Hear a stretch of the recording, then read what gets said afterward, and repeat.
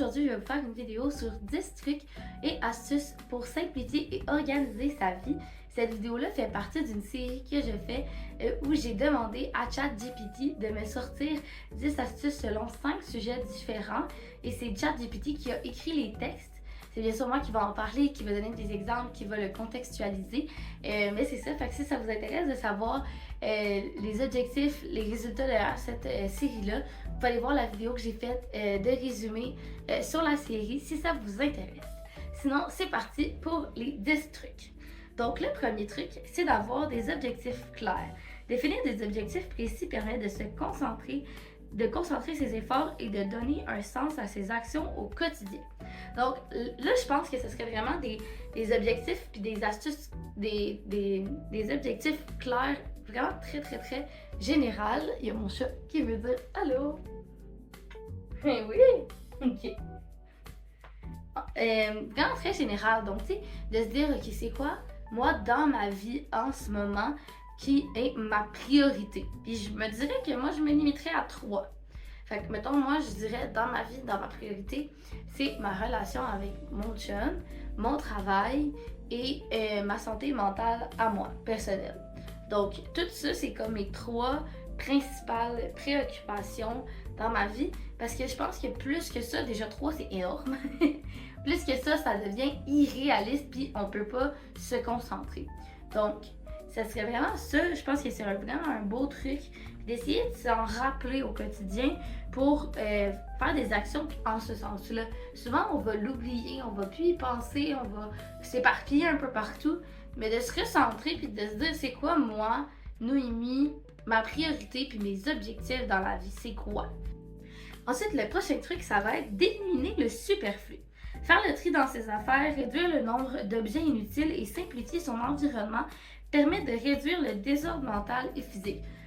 Je pourrais pas dire à quel point je suis plus en accord avec un truc que celui-là, ok?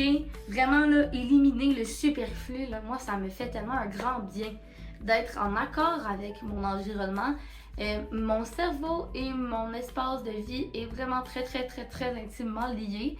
Si c'est le bordel, si je suis pas capable de comprendre où je trouve mes choses, si mon environnement est pas clair pour moi, dans ma tête, ça va être exactement la même chose. Puis de faire du tri, ça me permet vraiment de faire du tri aussi dans ma tête, tu sais, de se demander est-ce que cet objet-là, je l'utilise encore ou non. Ça me permet vraiment de me recentrer de où je suis rendue dans la vie, par quoi j'ai passé, puis je suis rendue où maintenant. Ça permet vraiment de se poser des belles questions, puis de faire du ménage physiquement et mentalement. J'aime vraiment ce truc-là, je pense que c'est mon préféré. Mon chat est rendu derrière moi. Adopter le minimalisme. Opter pour un mode de vie minimaliste en se concentrant sur l'essentiel et en se débarrassant du superflu, que ce soit dans sa consommation, dans sa décoration ou ses relations. Le mot minimalisme, je pense qu'il y a une connotation assez négative maintenant. C'est plus tout le monde qui est en accord avec ça. Il a vraiment été poussé à l'extrême, puis les gens l'ont associé à ça. Je vous dirais d'adopter le minimalisme à votre propre vision des choses pour vous. Mais voyons. On a un acolyte aujourd'hui. D'habitude, il me laisse faire mes affaires. Là. Fait que. Tu veux dire? Ok. Bon. Ici, j'aime bien qu'il mentionne aussi de faire le minimalisme dans sa consommation, dans sa décoration et ses relations. Dans sa consommation, c'est même pas juste dans ses biens matériels que vous avez déjà. C'est dans vos consommations au quotidien. Souvent, on va avoir tendance à consommer énormément de vidéos, de consommer énormément de contenu, de consommer énormément de choses dans les supermarchés. Vraiment d'essayer de limiter tout ça.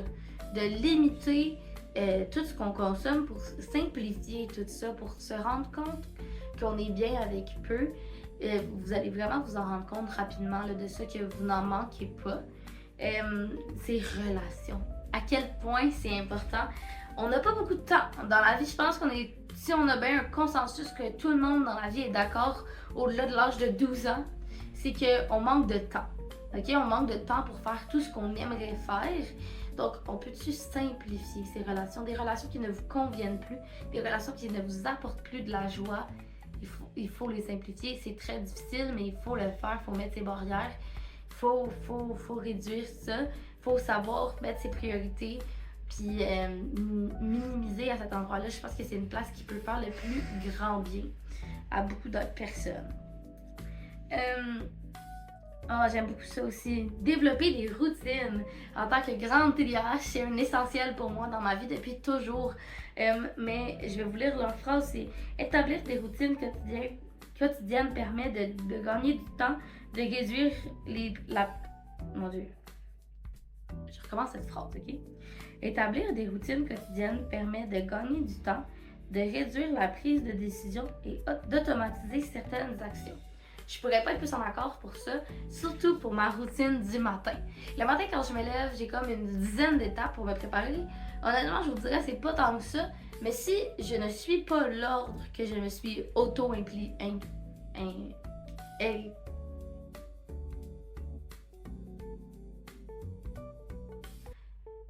Si je ne suis pas l'ordre que je me suis auto-obligée, il n'y a rien qui va fonctionner. Là, je vais être dans le désordre, ça va me prendre 25 minutes de faire ma liste, tandis que normalement, c'est censé me prendre 5 minutes. Là. Puis depuis que je suis cet ordre, tout va vraiment, vraiment pour le mieux. Donc, c'est vraiment de se faire des listes au quotidien, de se développer des routines. Écrivez-la. OK, ça fait toute la différence. Peut-être que vous n'allez même pas l'utiliser, peut-être que vous n'allez même pas la regarder au quotidien, mais on dirait que de l'écrire, notre cerveau l'enregistre puis il va être capable par la suite de l'appliquer. Fait que ce soir, moi, c'est vraiment, première étape, se laver le visage. Deuxième étape, c'est stupide, mais c'est de se moucher. Parce que je suis rendue à côté des mouchoirs. Fait que je me mouche. Après ça, c'est me mettre un petit spray d'eau dans le visage, de me brosser les dents, de mettre mes verres de contact, de mettre ma crème hydratante, de me brosser les cheveux. Avant, j'avais pas d'étape. Je faisais tout. J'avais ça à faire, puis je les faisais comme tout un peu mélangés. Puis ça me prenait donc bien plus de temps, puis j'étais tellement overwhelmed par la situation. C'était trop de décisions à prendre, puis ça paraît des décisions ridicules là, pour tout le monde, mais si vous êtes minimalement TDAH ou que vous êtes minimalement débordé dans la vie, de ne pas avoir ces décisions à prendre à chaque jour, il faut vraiment faire une différence sur comment vous envisagez cette routine. Avant, je me levais le matin et je disais « Oh non, encore? J'ai tout ça à faire. » Mais maintenant, c'est juste, je le fais. Tu sais, je le sais, je le fais. Fait que ça change vraiment beaucoup de choses. Ensuite, puis tu sais, pour tout le reste de votre journée, ça peut fonctionner quand vous avez des choses à faire dans une certaine ordre. Déléguer et demander de l'aide. Donc, ne pas hésiter à déléguer certaines tâches ou à demander de l'aide lorsque c'est nécessaire pour ne pas se surcharger. Ça, je pense qu'on est tous pareils.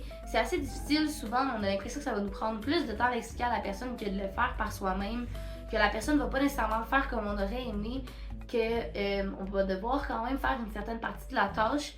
Je vous dirais oui, mais de l'avoir fait une fois, après ça, c'est beaucoup plus simple. Plus tard, elle va être capable de la faire. Vous n'aurez même plus besoin de la regarder.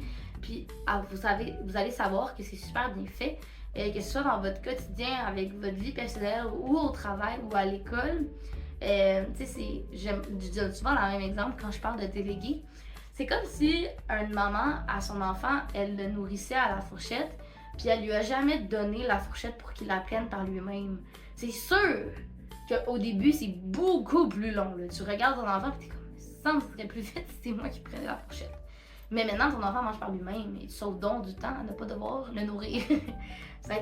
C'est vraiment l'exemple que, comme, souvent on n'y pense pas, mais comme, c'est vraiment concret dans la vie de tous les jours. Tout le monde a fait ça, ou tout le monde va le faire, ou tout le monde a vu quelqu'un faire ça, puis on le comprend assez bien. C'est la même chose. Tu vas pas nécessairement tout le temps devoir être là à côté de lui, puis derrière lui.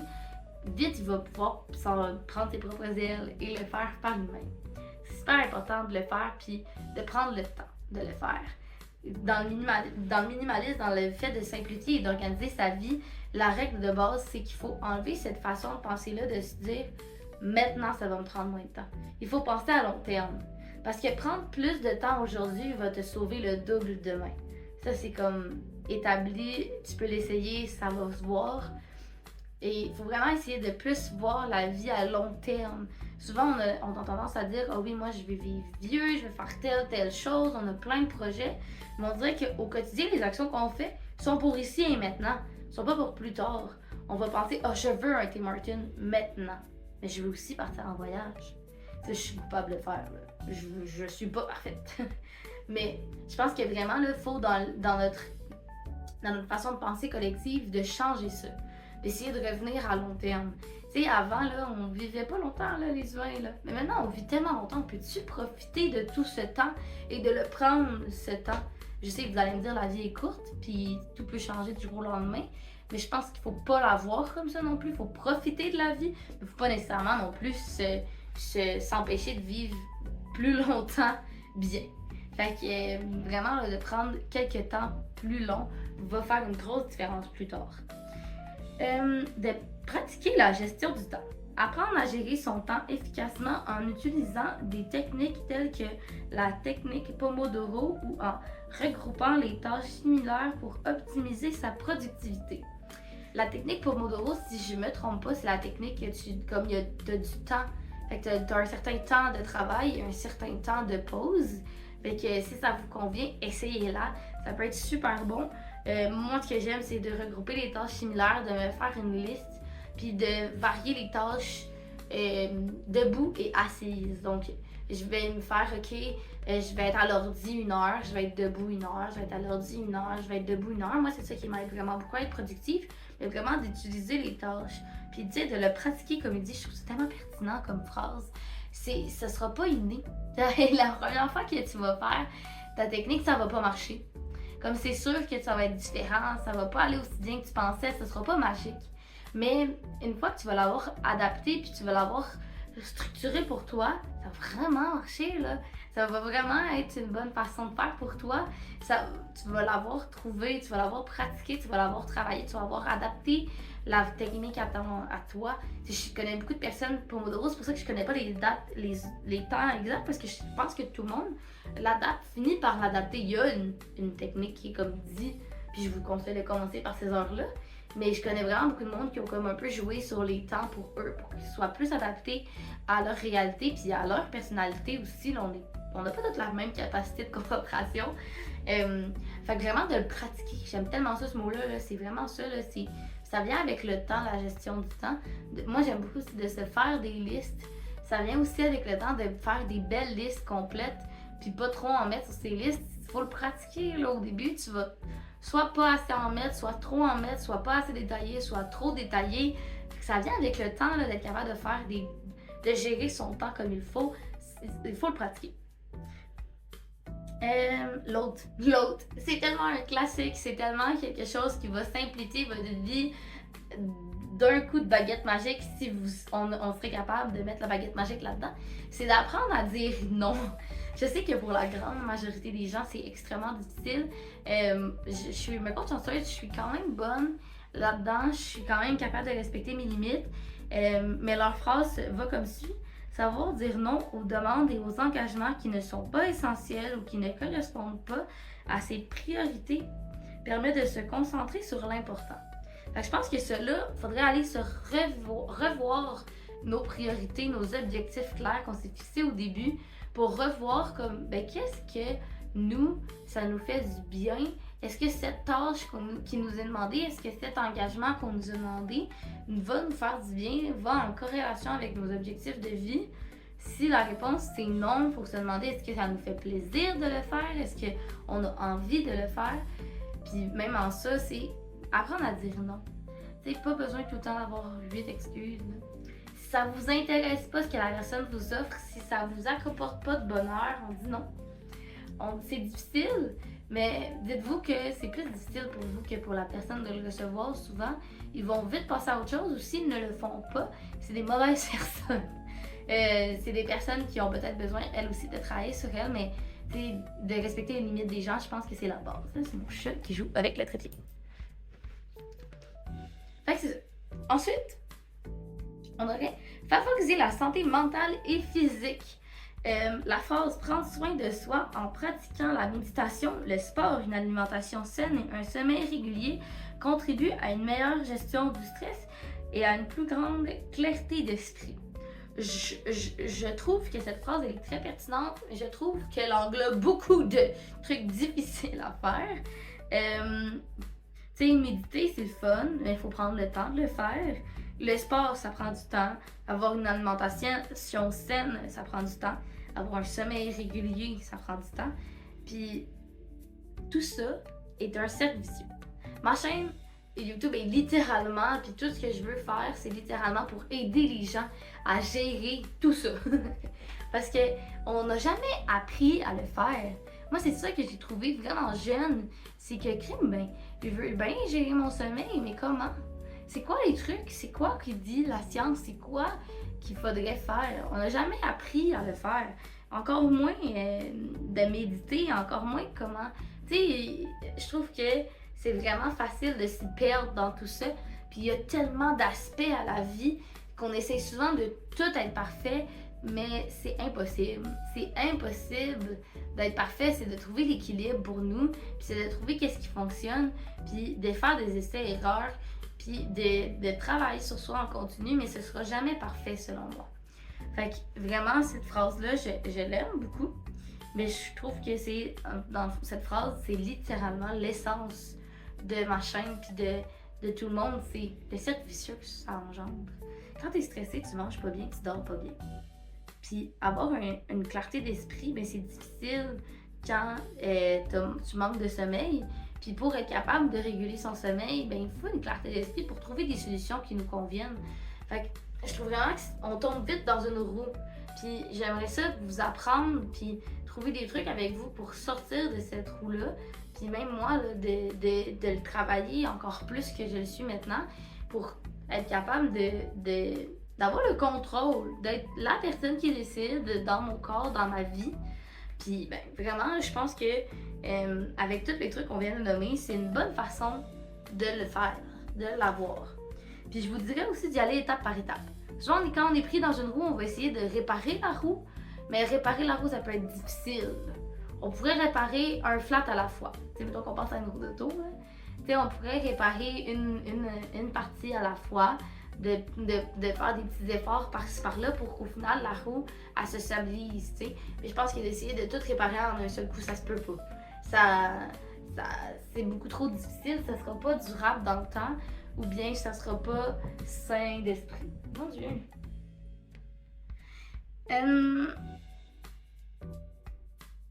Ah oui, savoir s'adapter et rester flexible. Accepter que tout ne se déroule pas toujours comme prévu et être flexible face aux changements permet de s'adapter plus facilement aux imprévus. J'aime vraiment beaucoup cela. Moi, c'est cela que j'ai dû travailler vraiment longtemps, que depuis mon adolescence, c'est quelque chose qui est vraiment difficile pour moi. Puis maintenant, ça va vraiment mieux. Puis j'ai vu une énorme différence sur ma paix d'esprit avec les situations. Tu sais, vraiment, là, d'être capable d'être flexible, puis de pas voir tout comme une montagne. Souvent, quand on est lancé justement dans cette roue de la vie, on a l'impression que chaque petite embûche est comme la fin du monde. Mais je pense que ce qui m'aide personnellement à redescendre de cette émotion c'est de me dire, ben, c'est quoi le pire qui va arriver? Souvent, j'y pense. Puis je suis comme, c'est pas si grave, là. C'est pas si, tu sais, tout le monde va repartir chez eux heureux ou tout le monde va être déçu, mais ils vont être en santé, puis ils vont être corrects, puis ça va bien aller, puis on va continuer par la suite, puis par la suite ça va reprendre. Fait que vraiment là, je pense que si la COVID ne vous a pas obligé à faire ce cheminement, ben vraiment repensez à comment vous étiez dans cette façon d'être. Comment vous étiez à ce moment-là, puis les situations dont vous avez dû faire face, puis vous avez dû être flexible, ben je pense qu'on l'a tous été à ce moment-là. Fait que vraiment juste d'y penser à quel point ça nous a affecté, ça nous fait réaliser, puis peut-être par la suite relativiser d'autres événements qui vont nous arriver. Dans la vie au quotidien, quand il arrive une situation, essayez de relativiser, puis essayez de se dire que ben, l'émotion négative que vous allez vous auto-infliger va être bien plus néfaste que la situation en soi. Bien souvent, là, avoir un impact sur vous beaucoup plus longtemps que la situation aura un impact sur vous. Fait que je glisse ça de même, vous pouvez y penser. C'est ça qui finit les 10 astuces pour simplifier et organiser sa vie. J'espère vraiment que ça vous aura aidé et que vous avez apprécié. Si vous voulez aller voir les autres vidéos sur la petite série que c'est ChatGPT qui fait les textes de mes vidéos, je vous invite fortement à aller les voir. Puis on se revoit à la prochaine. Au revoir!